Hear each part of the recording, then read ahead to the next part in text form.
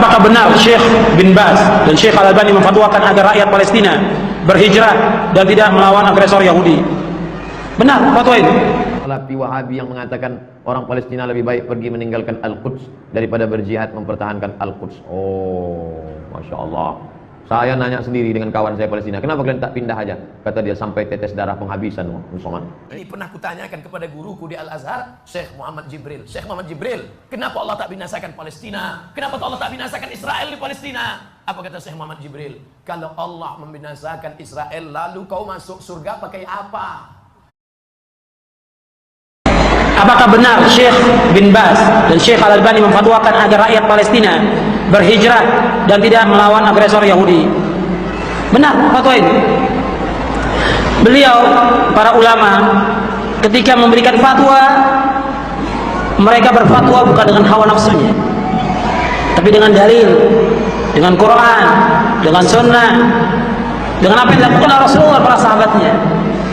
Ketika para ulama ini memberikan fatwa untuk hijrah, fatwa ini benar.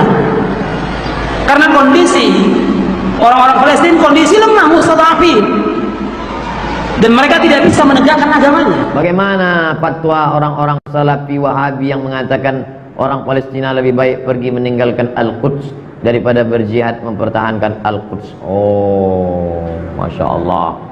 Saya nanya sendiri dengan kawan saya Palestina, kenapa kalian tak pindah aja? Kata dia, sampai tetes darah penghabisan. Ish kariman au mut syahidan, mati hidup mulia atau mati syahid. Maka kata Syekh Ali Jum'ah, ketika saya sedang di Mesir kemarin, di Masjid Sita Oktober, Syekh, apa yang bisa kami lakukan? Jenguk saudara-saudaramu di Palestina supaya Israel itu tahu bahwa umat Islam ini peduli. Maka makin ramai datang, mereka tahu, oh ternyata orang Islam. Nah, itu kata Syekh Ali Jum'ah. Bukan kita suruh dia pindah, udah pindah aja kalian. Pulau kami banyak di Riau, kami khususkan satu dah. Mari sini. Oh, jangan begitu. Kenapa Saudi mendukung kudeta Presiden Morsi dan membiayai untuk penghancuran Ikhwanul Muslimin? Kalau besar Ikhwan ini kan merebut kekuasaan. Kalau besar Ikhwan itu, maka tumbanglah itu Saudi. Makanya buku-bukunya dilarang beredar. Karena kalau dia besar, dulu pada zaman Raja Faisal, yang sekarang ini Raja Salman, menggantikan abangnya Raja Abdullah, menggantikan abangnya Raja Fahad, menggantikan abangnya Raja Khalid, menggantikan abangnya Raja Faisal, menggantikan abangnya Raja Suud, menggantikan ayahnya Raja King Abdul Aziz. Raja Faisal itu pro ke Ikhwan, makanya orang-orang yang ditangkapi oleh Gamal Abdul Nasir lari ke Saudi. Itu maka banyak orang Ikhwan di Saudi. Tapi kemudian lama-lama mereka khawatir jadi ancaman, karena Ikhwan ini kalau besar dia merebut kekuasaan. Maka mereka takut, ini kalau besar habis kami nanti, akan dibantai. Insya Allah nih banyak juga caci maki nanti. Tengok aja. Syekh Abdul Karim Al-Maqdisi menangis di depan Syekh Abdul Sattar, bercerita tentang tentara Israel di kampungnya Palestina mengambil pisau bayonet, mengumpulkan perempuan-perempuan hamil, lalu mereka tebak-tebakan, ini laki-laki apa perempuan? Laki-laki apa perempuan? Laki-laki apa perempuan? Laki-laki apa perempuan? Ditusukkannya, dirobeknya perut umat Islam itu di depan orang Israel. Kenapa tidak dibinasakan Allah dia? Kenapa tidak dimatikan Allah?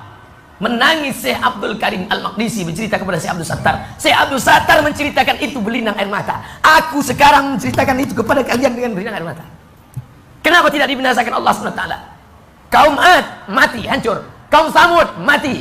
Kaum Madian mati. Kenapa yang terlaknat ini masih hidup? Pertanyaan ini pernah kutanyakan kepada guruku di Al-Azhar, Syekh Muhammad Jibril. Syekh Muhammad Jibril, kenapa Allah tak binasakan Palestina? Kenapa Allah tak binasakan Israel di Palestina? Apa kata Syekh Muhammad Jibril? Kalau Allah membinasakan Israel, lalu kau masuk surga pakai apa?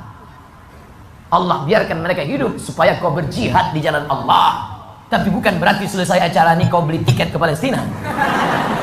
Belajar engkau serius sampai doktor, sampai profesor, lalu dengan uangmu, dengan hartamu, dengan ilmumu, kau akan menolong saudaramu di Palestina.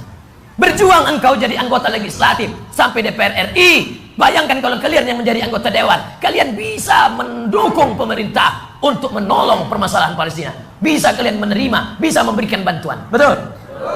Bukan berarti saya suruh kalian pergi ke sana. Saya tidak setuju anak UIR tiba-tiba besok pergi ke sana. 2 hari setelah itu keluar koran New York Times, 3 anak UIR pingsan karena tak makan lontong sayur.